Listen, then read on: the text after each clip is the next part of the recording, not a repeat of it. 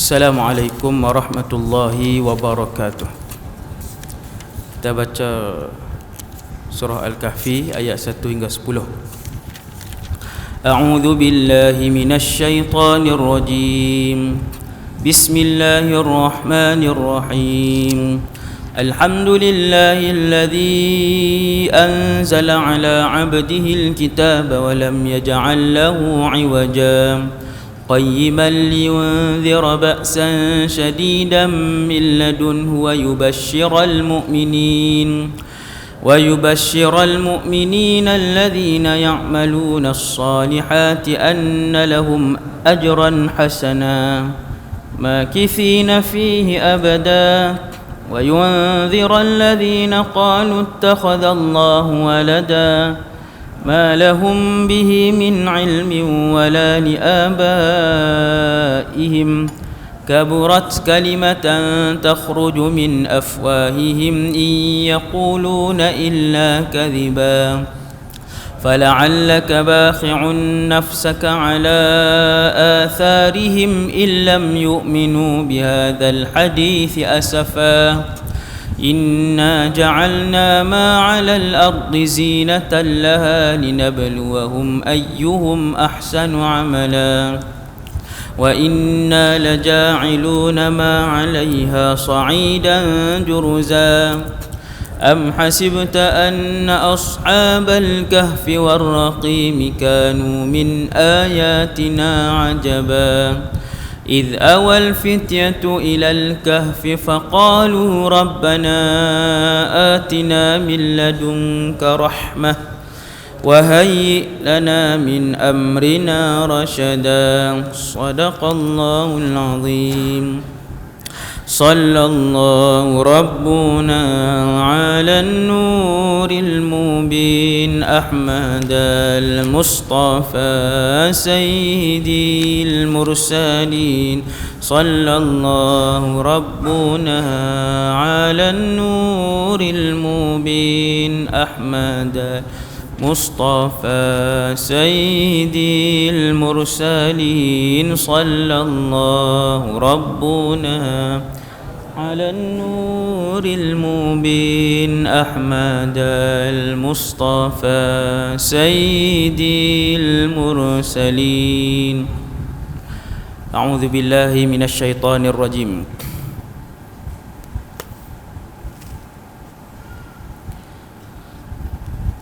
بسم الله الرحمن الرحيم الحمد لله رب العالمين الصلاة والسلام على أشرف الأنبياء والمرسلين سيدنا وحبيبنا وشفيعنا وقرة أعيننا محمد بن عبد الله الأمين وعلى آله وأصحابه ومن تبعهم بإحسان إلى يوم الدين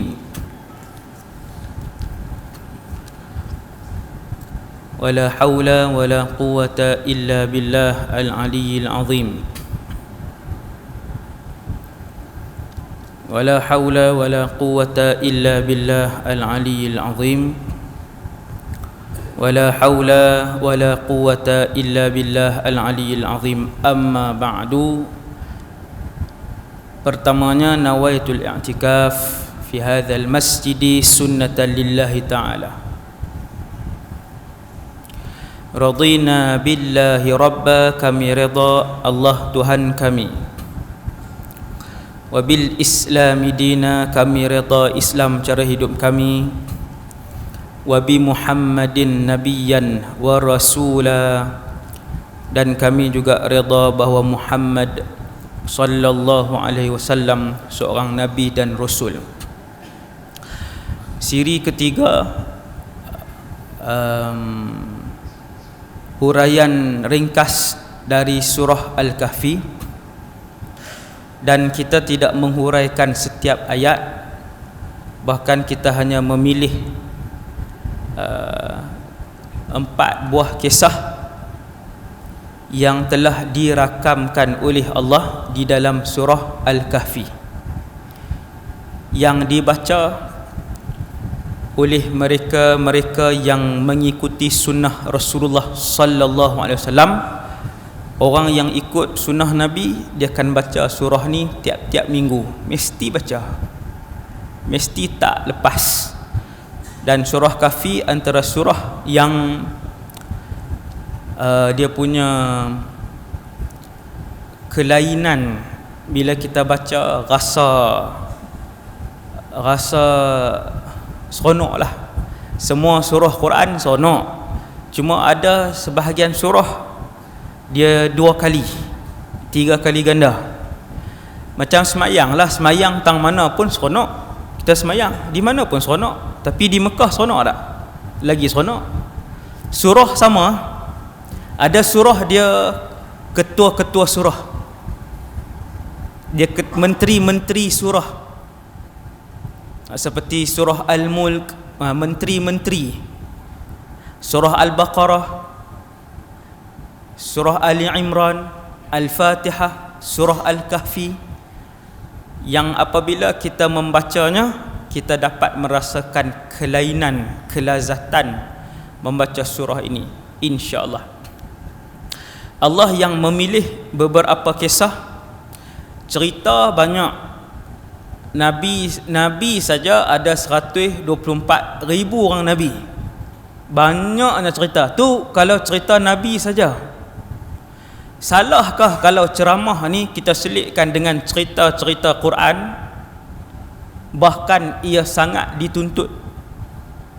Allah yang suruh kita sampaikan cerita ni supaya semua umat Rasulullah mengambil iktibar daripada kisah yang Allah pilih.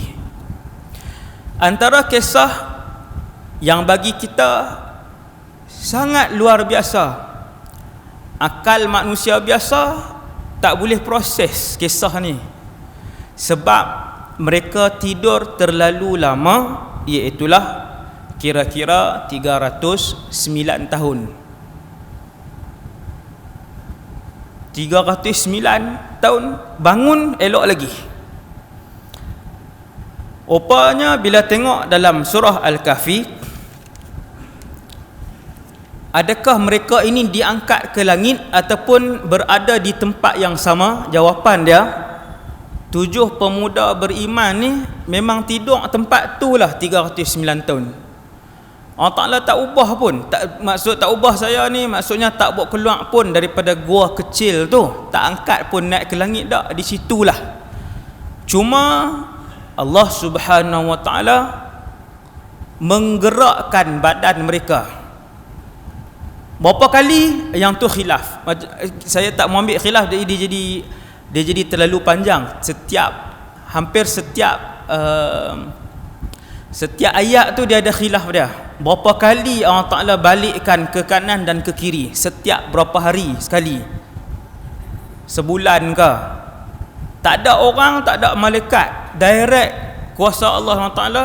7 orang ni badan mereka akan pusing ke kanan, kemudian letak balik pusing ke kiri, supaya bahagian badan yang tak kena cahaya matahari itu bila dibalikkan oleh Allah maka terkena cahaya matahari. Kalau duduk macam tu saja, setahun pun dah berulat dah belakang. Setahun boleh berulat dah, dia tak kena langsung matahari, maka Allah gerakkan. Dan yang lain daripada tu adalah kuasa Allah SWT, iaitu rambut mereka tak panjang. Sepatutnya panjang lah, 300 tahun, kira-kira 100 meter lah, kau lebih. 300 tahun bukan 100 meter dah saya rasa. Rambut tu bukan panjang pada dia, panjang lagi pada jalan kampung. Tetapi Allah menghentikan rambut itu, sebab Allah nak bagi tahu kepada saya, pemuda Ashabul Kahfi yang kami hentikan rambut mereka. Rambut tumbuh, bulu ketiak tumbuh, ni hak jenis tumbuh ni. Seperti mana kami juga yang menghentikan bulu mata dan bulu kening kalian. Ni hak lah ni. Padahal dekat je ni. Ni bulu kening, ni rambut. Duk dekat ya. Maksudnya kalau nak tumbuh bulu kening ni bolehlah. Dia dekat ya, bukan jauh mana pun. Tetapi Allah nak bagi tahu 309 tahun kami hentikan rambut pemuda-pemuda kafir daripada tumbuh kerana kami nak bagi tahu iaitulah Allah, kami jugalah yang menghentikan bulu-bulu dan rambut-rambut lain yang berada pada tubuh manusia. Bila raja yang berkuasa kejar mereka, tuan-tuan nak tahu raja ni hebat ke tak? Selalunya apabila dia mengaku dia Tuhan, hak tu memang raja yang dia punya kekayaan dia luar biasa, tentera dia luar biasa, teknologi dia luar biasa, ekonomi dia luar biasa. Waktu tu dia jadi lupa diri, dia mengaku Tuhan. Selalu macam tu. Hak jenis manusia hak mengaku Tuhan ni, kita baca balik dia punya kuasa dan empire pemerintahan dia mesti hebat. Sampai dia lupa kata dia pun berak, dia pun sakit, dia pun lena. Kalau hang Tuhan takkan lena, tak payahlah lena. Tapi sebab dia sempurna kehidupan dia ni dari segala sudut, seperti Fir'aun ni. Fir'aun sampai tahap tak pernah sakit. Waktu tu dia mengaku dia Tuhan. Jadi raja pada zaman Ashabul Kahfi juga mengaku Tuhan. Dan tidak benarkan, bukan masjid saja tak dibenarkan. Bahkan siapa-siapa yang disyaki Islam akan ditangkap, dihadapkan di hadapan raja dan dipaksa untuk murtad. Seperti mana Ashabul Kahfi, pemuda-pemuda ni dibawa ke depan raja, akan tetapi mereka menyebutkan bahawasanya yang berkuasa ialah Allah Subhanahu wa ta'ala. Kemudian raja buat utusan untuk bunuh. Pi bukit. Bulan lepas kita cerita dah. Bila masuk dalam naik bukit, masuk dalam gua, bukan pi mana pun. Masuk dalam gua, berdoa kepada Allah Subhanahu wa ta'ala. Yanshur lakum rabbukum min rahmatih. 7 ni ada ilmu dan 7 ni beriman.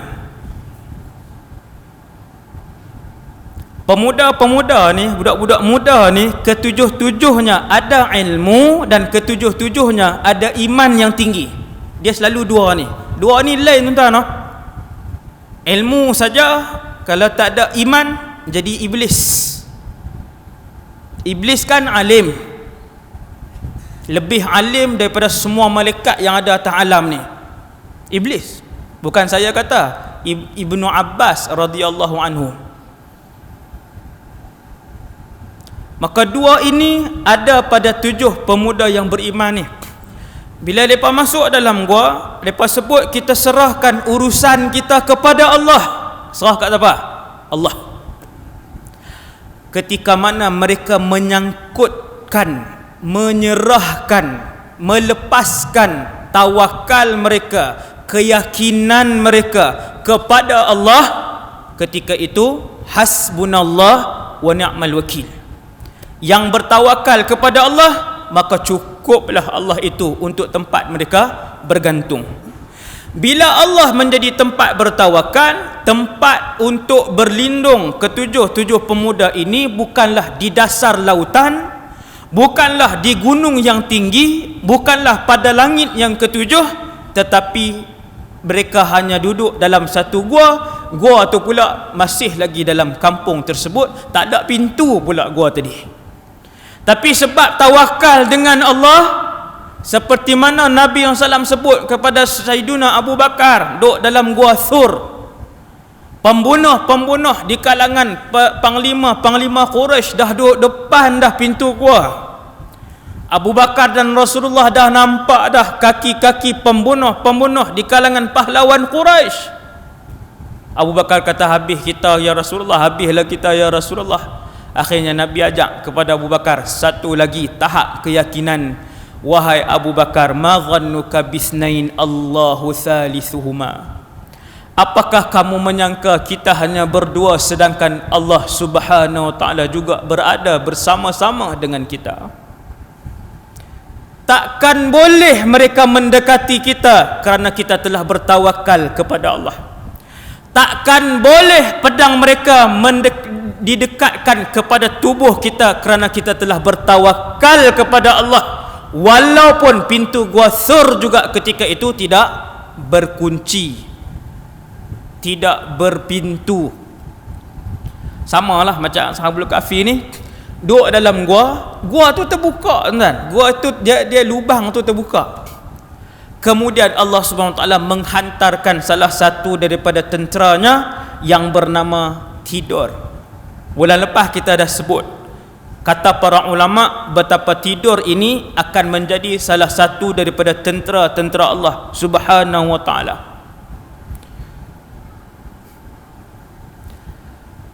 Setengah orang kalau kadang-kadang lapar sangat, duit tak ada, orang susah lah ni, kita ayat ni kita tak faham.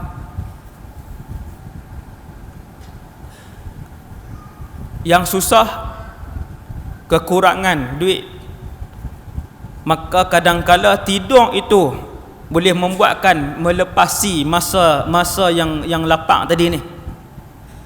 Tidur, penyelesaian dia lena, akhirnya terlena, jaga-jaga baru lapar balik.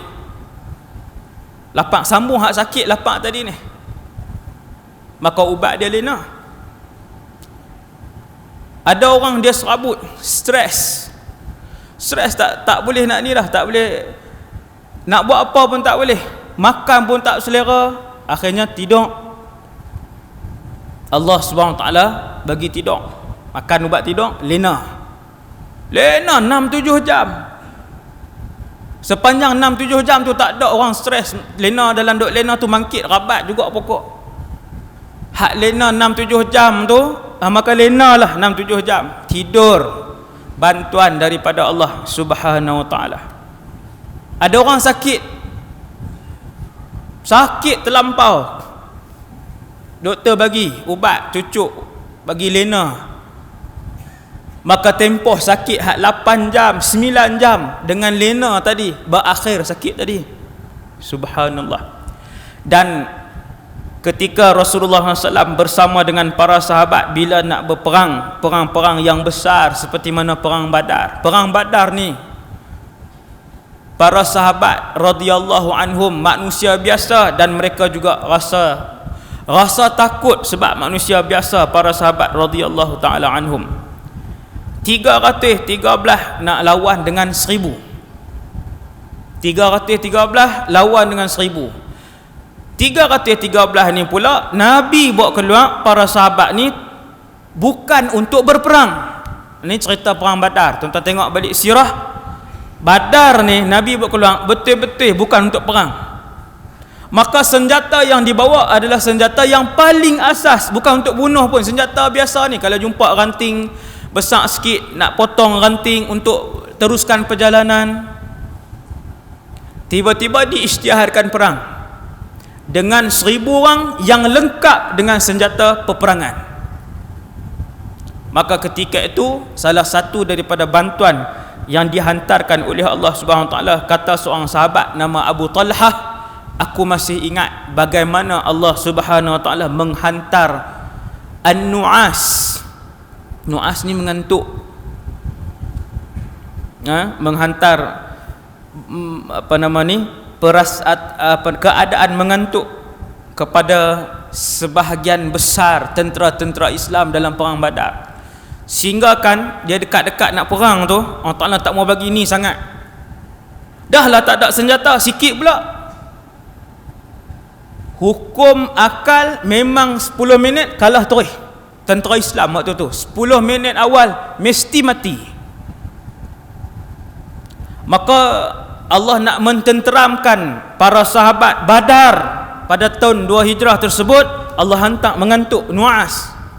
Kata Abu Talhah, aku dapat melihat kami semua mengantuk, dan ketika itu pedang terlepas daripada tangan aku 2 hingga 3 kali. Terlepas pedang ni. Punya mengantuk, pegang pedang ni terlepas, ambil balik.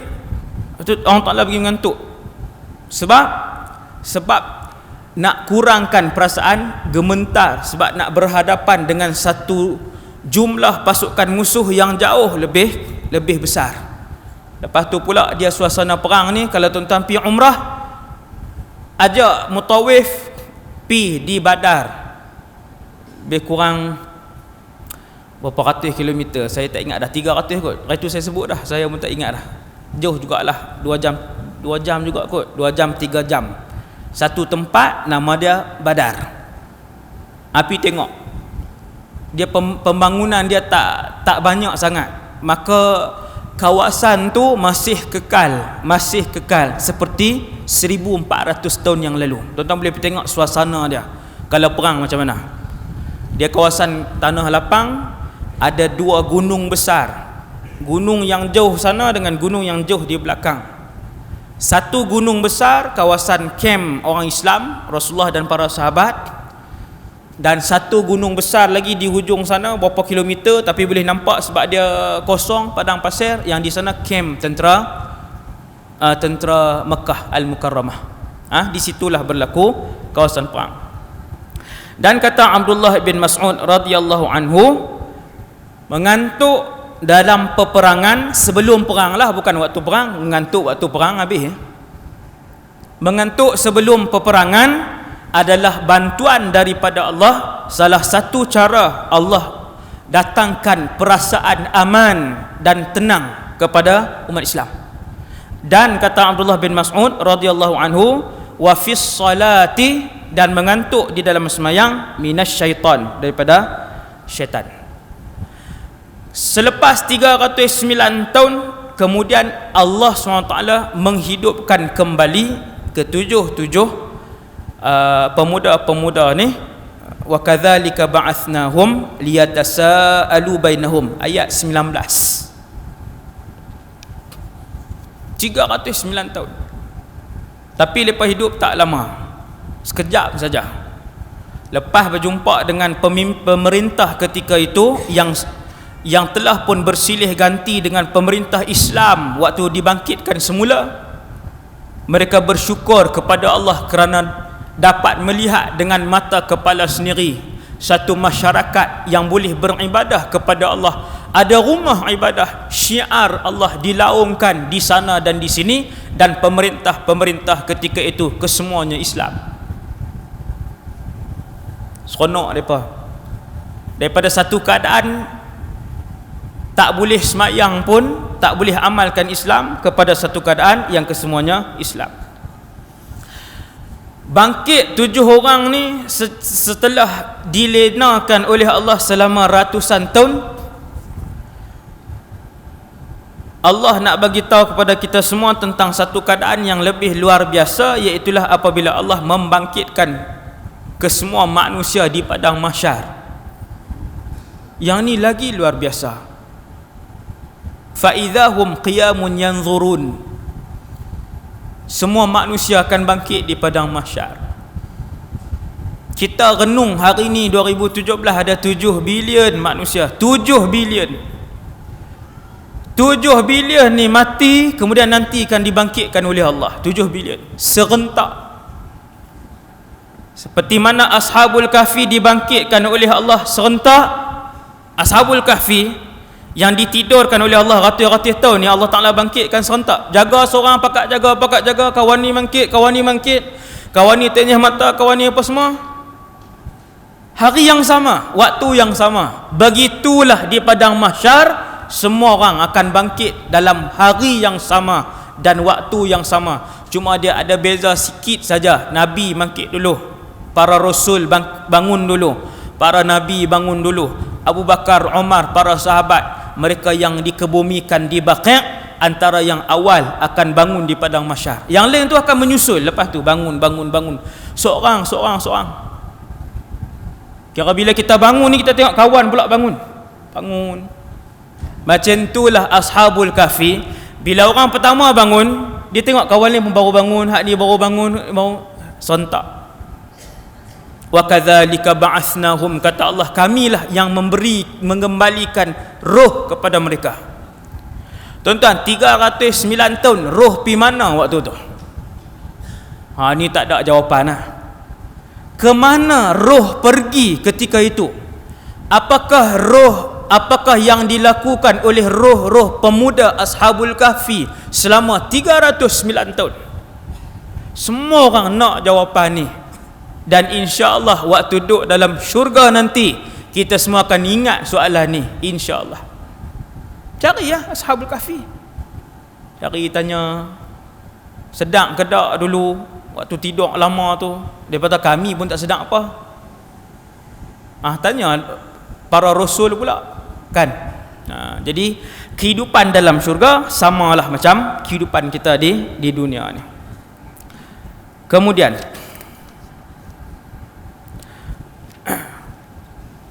antara yang dimatikan yang disebutkan oleh Allah Subhanahu wa taala bersama dengan Ashabul Kahfi adalah anjing yang bersama dengan mereka. Menurut pendapat yang paling masyhur, anjing tu dia tak duduklah sampai dalam syurga, kerana tak ada nas yang sarih dan sahih bahawa anjing tu masuk dalam syurga. Tak ada dalil yang kuat.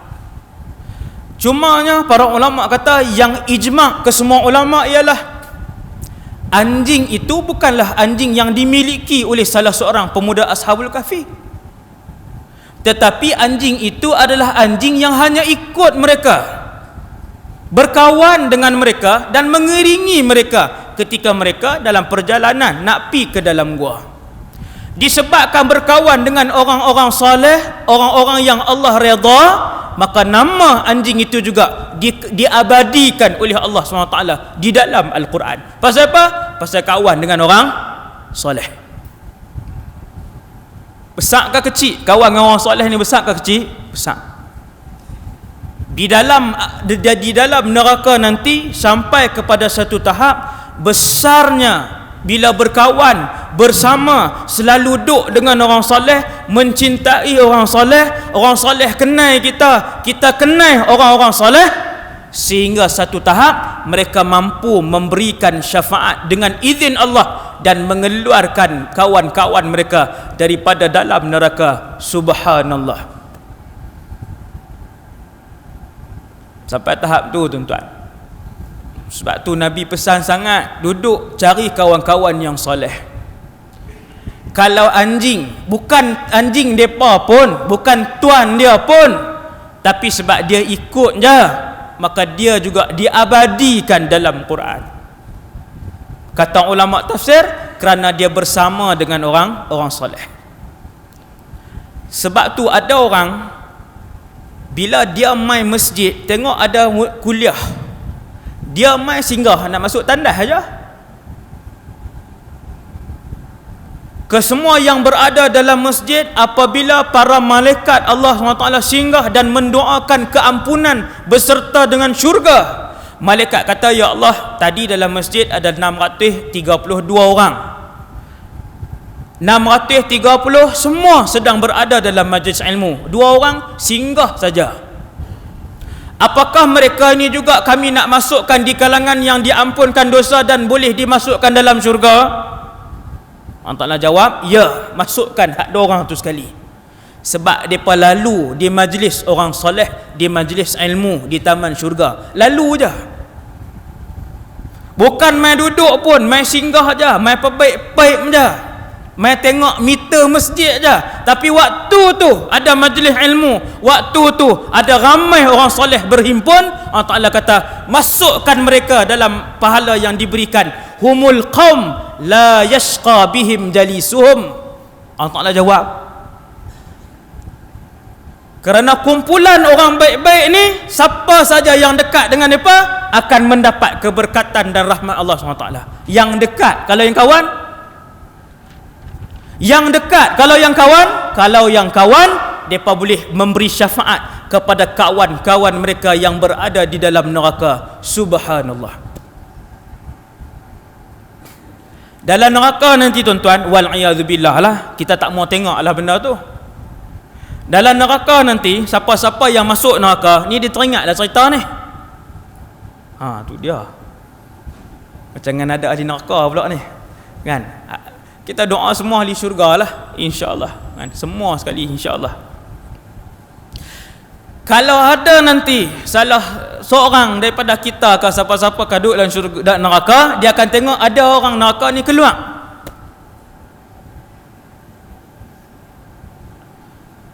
Maka orang neraka pun bakal tanya, tu dia keluar pasal apa? Dia boleh keluar. Adakah ahli keluarganya yang mati syahid? Apakah ada ahli keluarganya yang nabi dan rasul? Dia berkata tak. Malaikat kata tidak. Akan tetapi mereka mempunyai kawan-kawan yang soleh, yang kesemua kawan-kawannya adalah di kalangan penduduk syurga, dan sekarang kawan-kawannya yang soleh sedang memberikan syafaat kepadanya.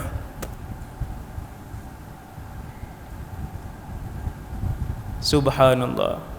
Ini Ashabul Kahfi ni. Anjing tu pun masuk sekali sebab bersama dengan hak soleh tadi ni, orang-orang yang soleh. Kemudian tuan-tuan yang dirahmati Allah SWT sekalian, kita sambung lagi ayat yang ke 60.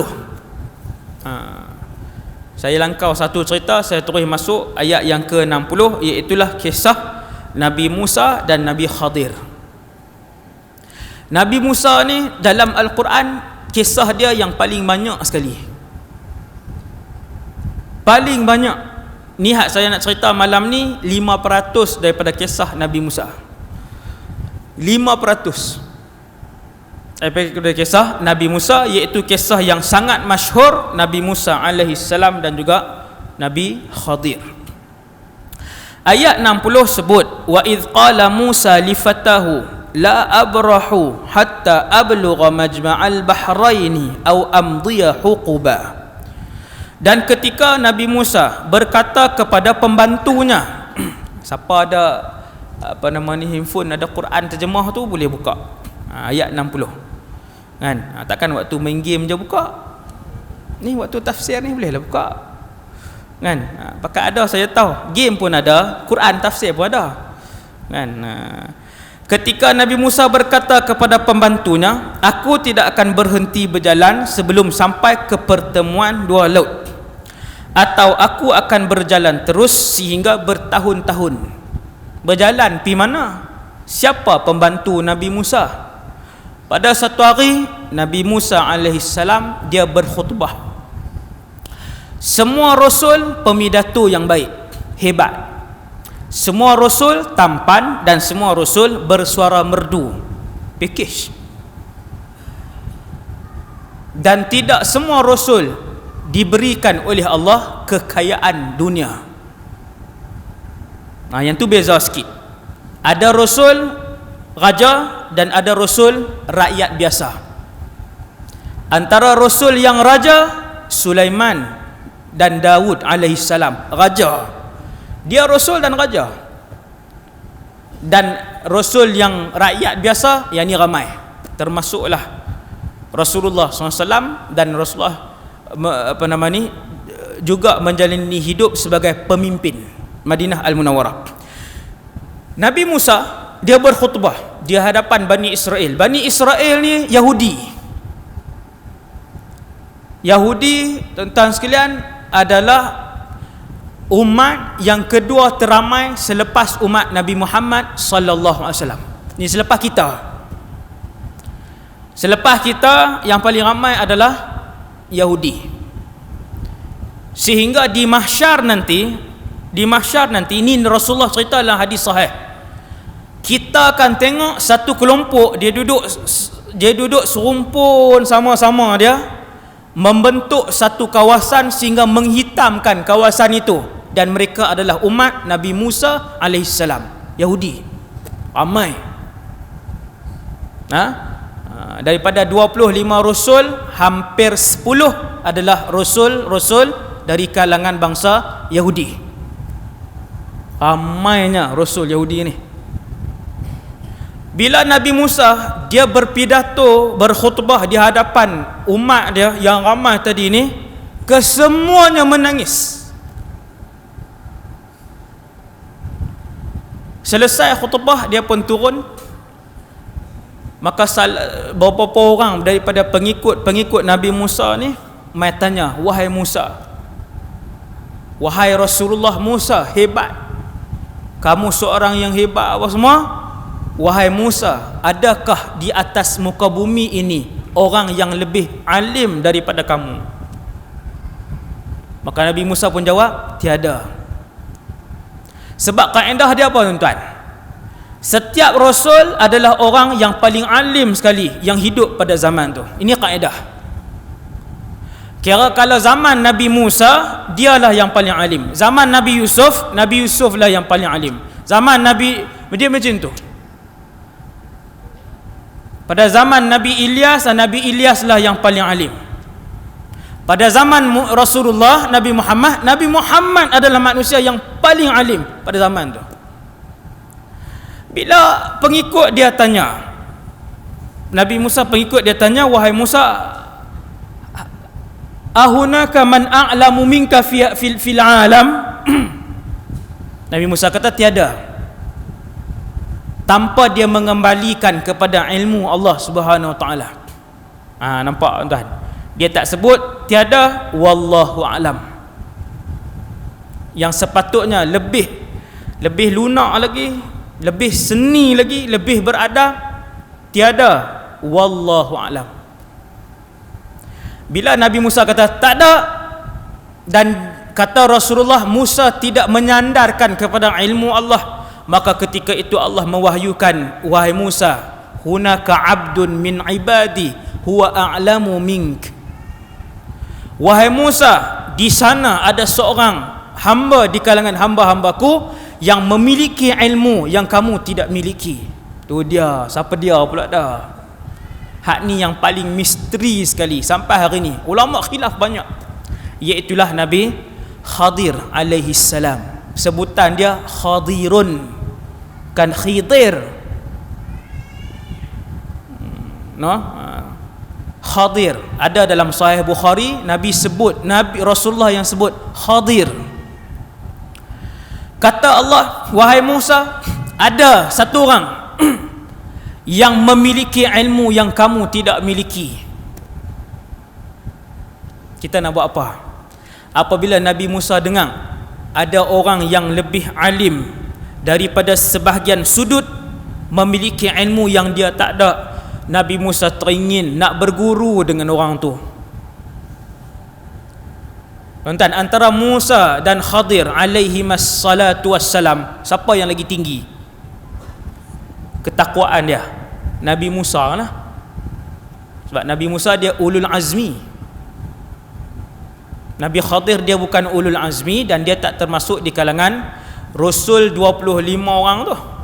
Hak 25 yang disebut secara jelas, yang Allah spesifik nama dalam Quran 25. Yang ni tinggi sekali, kedudukan paling tinggi. Adapun Khadir tidak disebutkan, dia disebut dalam hadis Nabi Khadir alaihi salam. Jadi Nabi Musa pun kata, ya Allah dullani, ya Allah tunjukkanlah kepada guru itu. Maka Allah Ta'ala pun tunjuk, ajak Nabi Musa, wahai Musa, kamu bawalah ikan. Apabila ikan itu lompat ke laut, maka disitulah hamba-Ku itu. Subhanallah. Tuan-tuan sekalian, dia Rasul dah tuan-tuan. Tambah kita ni lagi-lagi lah tak layak mengaku alim. Lagi tak layak. Alim pun jangan mengaku, warak pun jangan mengakulah. Kan, sekali duk buat perasan pula, kira-kira di Pulau Pinang ni duk rasa saya lah yang paling warak sekali dalam pulau ni. Jangan sebutlah. Nabi pun tak, Rasul pun tak, kita ni apa pun tak. Tera Nabi Musa hak mengaku tu pun kena tegur dengan Allah, ada wahai Musa yang lebih alim daripada kamu, daripada berapa sudut ilmu. Maka Allah Ta'ala kata, wahai Musa, bawa ikan. Bila ikan tu lompat pi masuk dalam laut, disitulah ada hamba-Ku yang alim tadi. Yang tu yang mai ayat nombor 60 ni tuan-tuan. Ketika Musa berkata kepada pembantunya, dia bawa seorang anak murid dia Nabi Musa, iaitu dia bawa murid dia yang bernama Yusha ibn Nun. Selama hidup ni saya tak pernah dengar lagi orang buh nama anak Yusha. Nama Rasul, nama Nabi yang hebat. Satu-satunya manusia yang diberikan mukjizat oleh Allah menghentikan peredaran matahari. Yusha' ibn Nun. Lepas Nabi Musa wafat, dia ambil alih tugas Nabi Musa. Yusha' ni dalam satu perang matahari nak terbenam dah. Maka dia kata dekat matahari, dia kata, ya ayyatuhas syams anti ma'murah wa ana ma'mur. Hang pun hamba, aku pun hamba Allah, dua-dua hamba Allah. Sekarang aku nak selesaikan peperangan ini. Zaman tu malam tak boleh perang, nak perang siang saja. Di syariat zaman, peraturan zaman tu macam zaman Nabi lah. Kalau zaman Rasulullah tak boleh perang bulan-bulan haram, Rajab, Zulqaidah, Zulhijjah, kan tak boleh perang. Dia setiap zaman Rasul ni dia ada peraturan-peraturan dia tersendiri. Ada Rasul harta rampasan perang, bila habis perang dapat harta rampasan orang kafir, tak boleh makan walaupun sesin. Kena himpun tengah padang, Allah akan hantar kilat, petir, bakar semua sekali. Ada syariat begitu. Syariat pada zaman Nabi Yusha' ibn Nun ialah pada waktu malam mesti dihentikan perang. Dekat-dekat nak maghrib, dekat-dekat nak menang dah, matahari pun nak terbenam. Maka Nabi Yusha' minta dengan Allah, ya Allah, kau hentikanlah matahari ni ya Allah, untuk kami selesaikan peperangan ni. Lalu berhenti matahari. Yang ni hadis sahih. Yang sahih yang ni, cerita ni. Nabi Yusha' ni lah pembantu Nabi Musa. Kan, tok guru pun hebat, anak murid mesti hebat. Ni, tuan guru Nabi Musa. Maka Nabi Musa pun ajak, wahai Yusha', jom kita nak pergi jumpa satu orang. Maka siaplah barang apa semua, siap makan, siap ikan apa semua. Wahai Yusha', bawa ikan. Dan ikan itu ikan mati, bukan ikan hidup.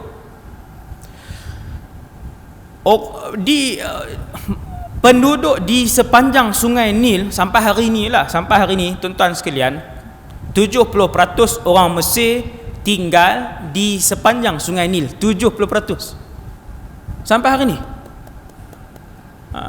Jadi orang-orang Mesir ni daripada zaman dulu yang hidup dekat dengan sungai Nil ni, penduduk yang dekat dengan sungai Nil ni, depa ada satu kemahiran nak bagi ikan ni dia tak busuk, hak mati dah ni.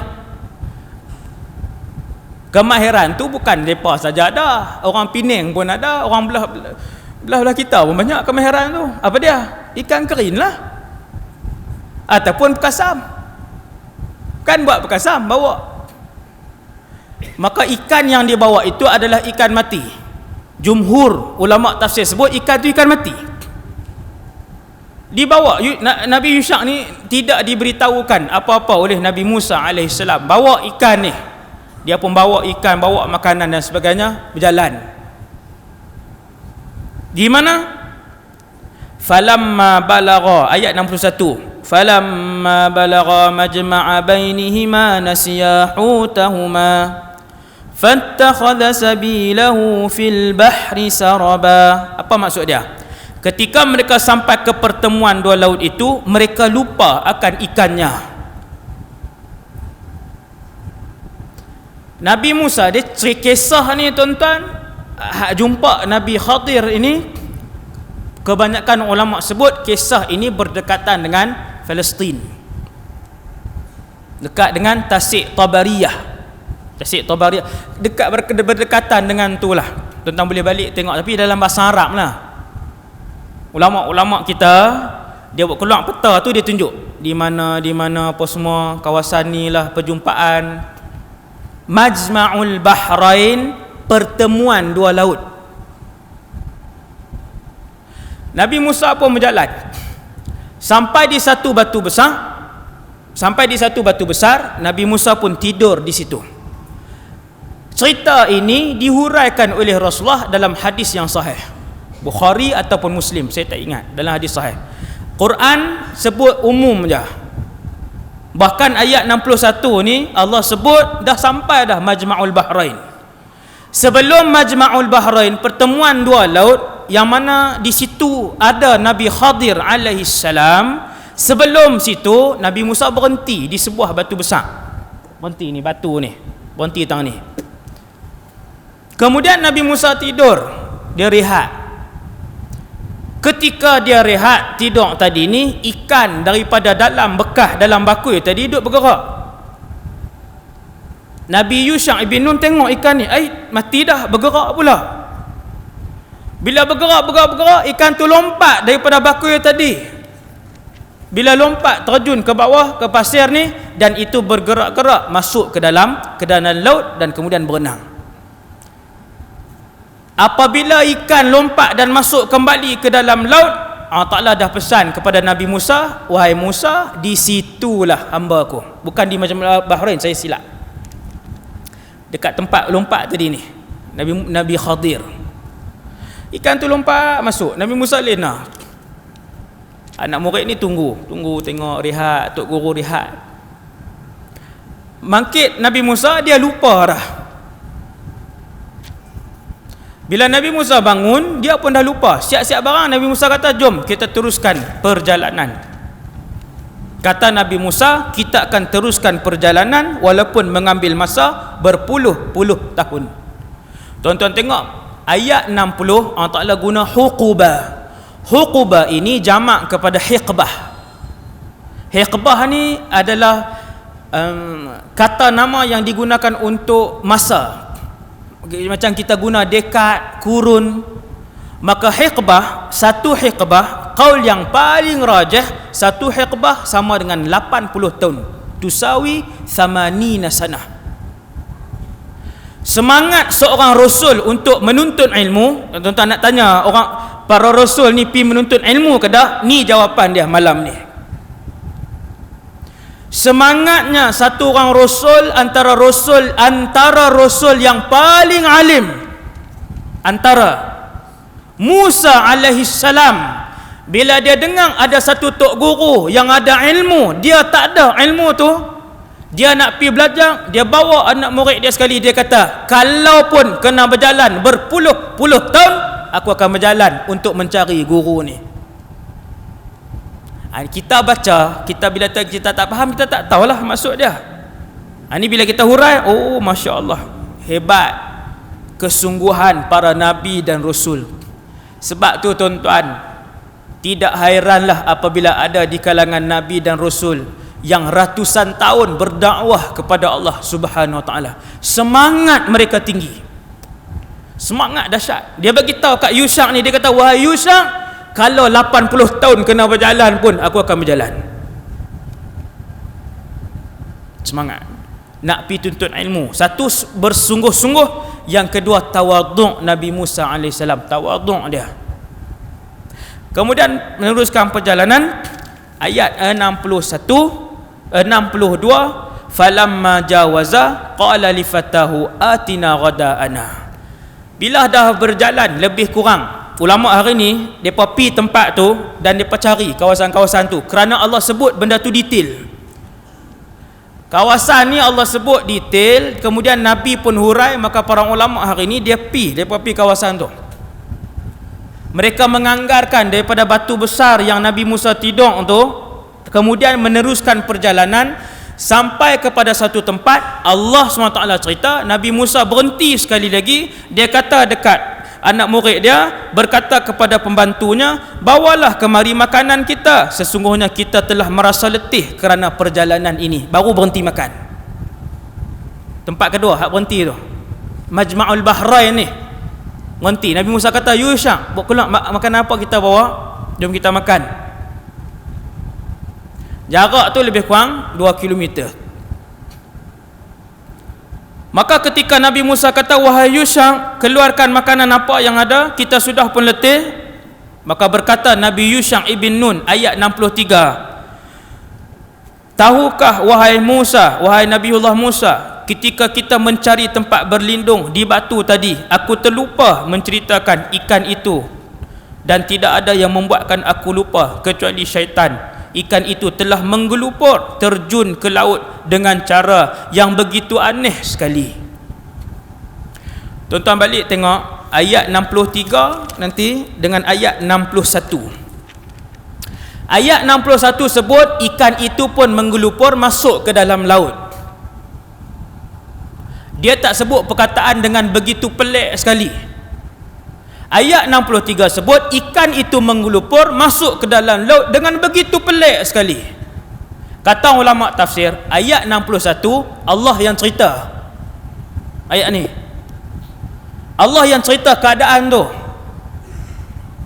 Maka Allah Ta'ala cerita ikan itu pun menggelupur kemudian masuk ke dalam laut. Allah Ta'ala yang cerita, dia punya kuasa. Dan ayat 63 adalah ayat Nabi Yusha' ibn Nun.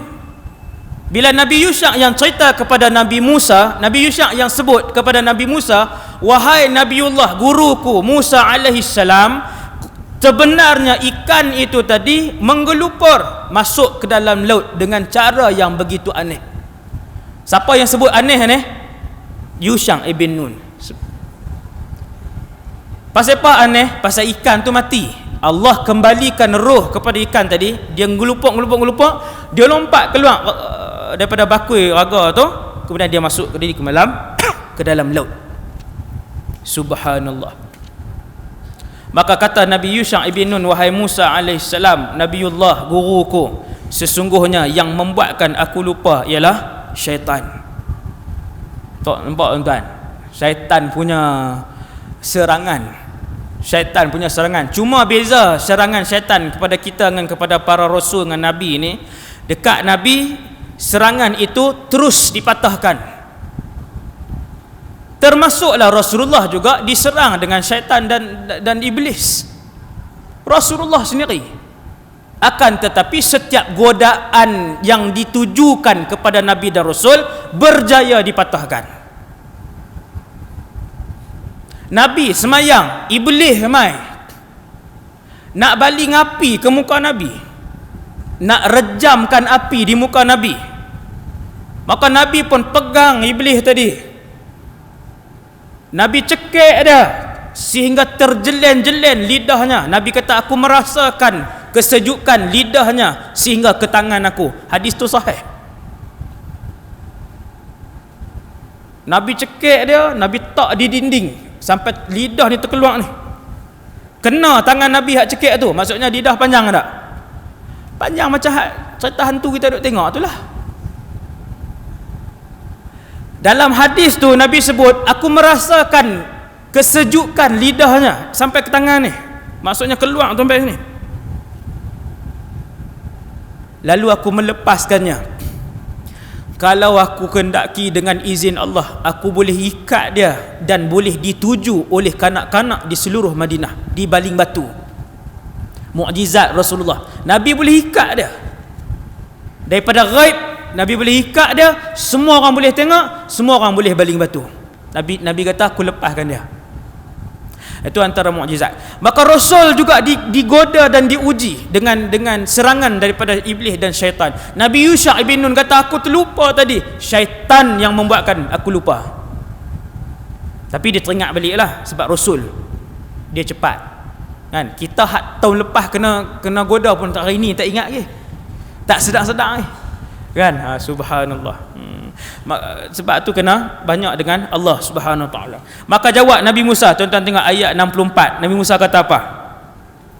Itulah tempat yang kita cari. Qala dzalika ma kunna nabgh. Dan Musa berkata, wahai Yusha', itulah petanda yang Allah bagi tahu di mana ikan tu lompat. Maka di situlah ada Khadir alaihi salam.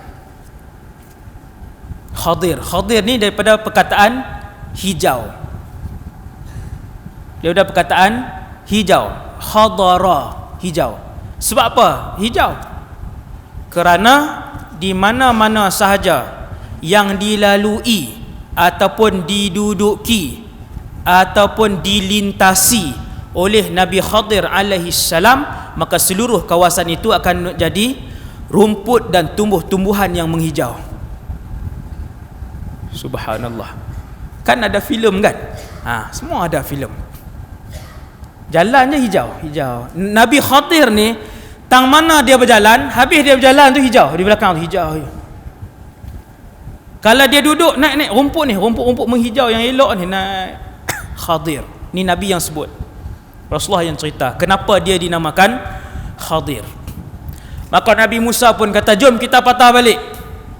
Kata Nabi Musa, fartadda ala atharihima qasasa. Apa dia?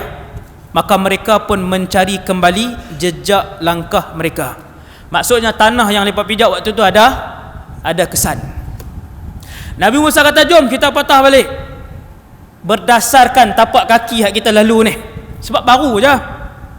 Maka patah baliklah dua-dua orang tadi, jalan cari, sampailah nampak batu besar yang mereka duduk rehat tak sat. Maka di situlah Nabi Musa dan Nabi Yusha mencari-cari Nabi Khadir alaihi salam dan jumpa satu orang hebat ni, Rasul hebat ni, yang sampai hari ni tuan-tuan sekalian ulama khilaf. Nabi Khadir ni ada satu kumpulan para ulama yang bukan kecil, ulama-ulama besar juga sebutkan bahawa dia hidup sampai hari ni.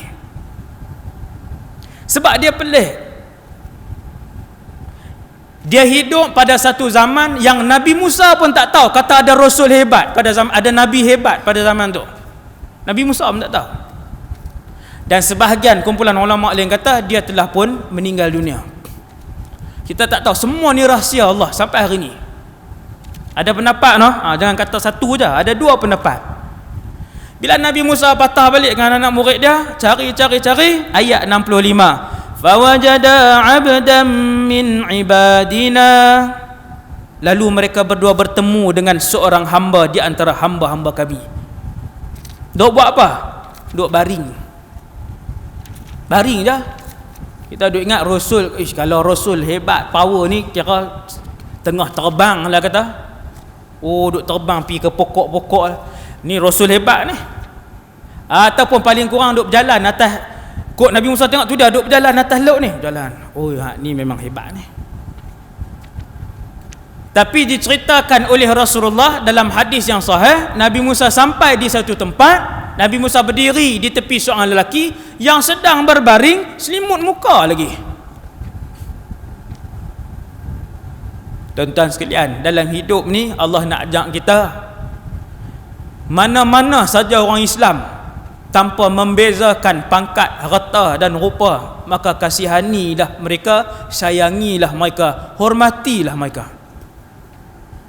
Kita tak tahu hak mana di kalangan mereka ni adalah waliullah, orang-orang yang Allah sayang, kita tak tahu. Uwais Al-Qarni, seluruh penduduk langit, 7 petala langit kenal Uwais Al-Qarni. Dia di bumi, di kampung dia di Yaman, orang panggil kat dia Sewil. Sedangkan Uwais Al-Qarni, kalau dia berdoa, doa apa sahaja tidak pernah ditolak oleh Allah Azza wa Jalla. Nabi siap pesan lagi dengan Umar dan juga Sayyidina Ali. Dua ni hebat tuan-tuan. Nabi kata, wahai Umar, wahai Ali, kalau kamu jumpa dengan Uwais, minta Uwais doakan kamu, kerana doanya tidak ditolak oleh Allah. Siapa tuan-tuan? Orang kampung panggil kat dia Sewil, separuh dia. Kita tak tahu tuan-tuan, Nabi Khadir alaihi salam yang punya ilmu yang tidak dimiliki oleh Nabi Musa, duduk tidur macam tu je, tutup muka tidur lena macam orang tak ada apa. Allahu Akbar. Hormat bila dia Islam, hormat dia. Bila selagi dia Islam, sayang dia. Jangan pilih dan membeza-bezakan di antara satu sama lain. Bila Nabi Musa pun berdiri, Allah Ta'ala ilhamkan, wahai Musa, itulah Khadir. Assalamualaikum warahmatullahi. Hadis ni sahih tuan-tuan. Nabi Musa bagi salam. Lalu jawab Nabi Khadir, dia pun buka dia pun tengok. Dia kenal ke yang tu Nabi Musa? Tak kenal lagi. Tuan-tuan, manusia walaupun dia ada ilmu hebat ni, tapi dia tak tahu semua ilmu. Bila dia buka daripada penutup dia tu, dia pun tengok, dia jawab salam, Waalaikumsalam warahmatullahi, anna bi ardikas salam. Lepas dia jawab salam, Nabi Khadir sambung. Lepas dia jawab salam tu, dia kata, wahai lelaki, masih adakah kesejahteraan di atas muka bumi hari ini? Orang jahat ramai, pemimpin-pemimpin zalim disebut. Masih adakah kesejahteraan di atas muka bumi Allah ni? Anna bi ardikas salam.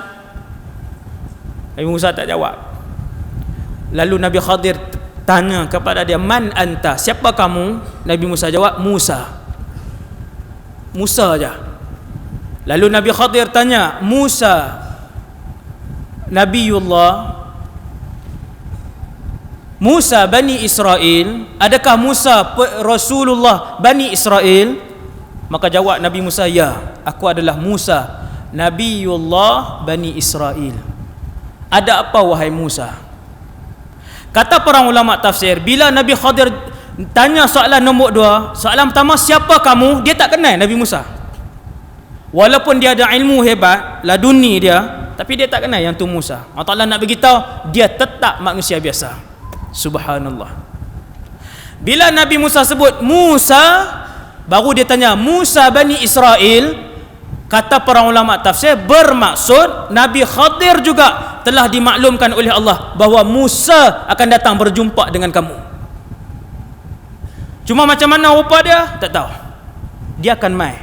Sebab tu bila Nabi Musa jawab Musa, dia kata Musa Bani Israel. Ya, Musa Bani Israel. Wahai Musa, untuk apa kamu datang? Dia tak tahu. Nabi Musa jawab, ini ayat ni. Ayat 66. Hal attabi'uka ala an tu'allimani mimma 'ullimta rusyda? Boleh tak aku nak berguru dengan kamu? Sedangkan dia di kalangan hamba Allah nombor 3, Nabi Musa alaihissalam. Nombor 3 di kalangan hamba-hamba Allah. Yang pertama Rasulullah, nombor 2 dari segi kedudukan Nabi Ibrahim alaihissalam, nombor 3 di kalangan makhluk yang paling mulia dalam alam ni Musa alaihissalam. Pergi jumpa satu orang yang dia tak pernah kenal pun, boleh tak nak guru dengan kamu? Tawaduknya Nabi Musa alaihissalam. Ini tawaduk para rasul. Maka berkata Nabi Khadir alaihissalam, wahai Musa, sesungguhnya aku ada ilmu yang kamu tak ada, dan kamu ada ilmu yang aku tidak milikinya. Wahai Musa, kamu takkan boleh belajar ilmu yang Allah bagi kepada aku, kerana ia luar biasa. Maka jawab Nabi Musa alaihissalam, ni ayat 69. Nabi Musa kata, in satajiduni insya-Allah. Dia kata, wahai Khadir, kamu akan mendapati aku insya-Allah sabiran, aku sabar, wala a'si laka amra, aku takkan mengkhianati kamu. Dan kemudian Nabi Khadir pun ajak dia pergi ke satu tempat. Maka tempat tu kita akan sambung nanti insya-Allah dalam kuliah yang akan datang lepas raya lah. Dia nak puasa dah kan, insya-Allah selepas raya. Ke manakah Nabi Khadir bawa Nabi Musa alaihissalam, dan apakah hadis-hadis yang Nabi sebut tentang perbualan mereka. Dalam Al-Quran dia cerita sikit, Nabi hurai panjang apa yang berlaku, dia tengok apa, banyak lagi yang disebutkan oleh Rasulullah SAW. Dan apakah pengakhiran ilmu yang diperolehi oleh Nabi Musa alaihissalam setelah berguru dengan Nabi Khadir alaihi salatu wassalam, yang baik daripada Allah, yang lemah dan kurang daripada diri sendiri. Aqulu qali hadza astaghfirullahal azim li wa lakum, subhanakallahumma bihamdik, asyhadu an la ilaha illa anta, astaghfiruka wa atubu ilaik.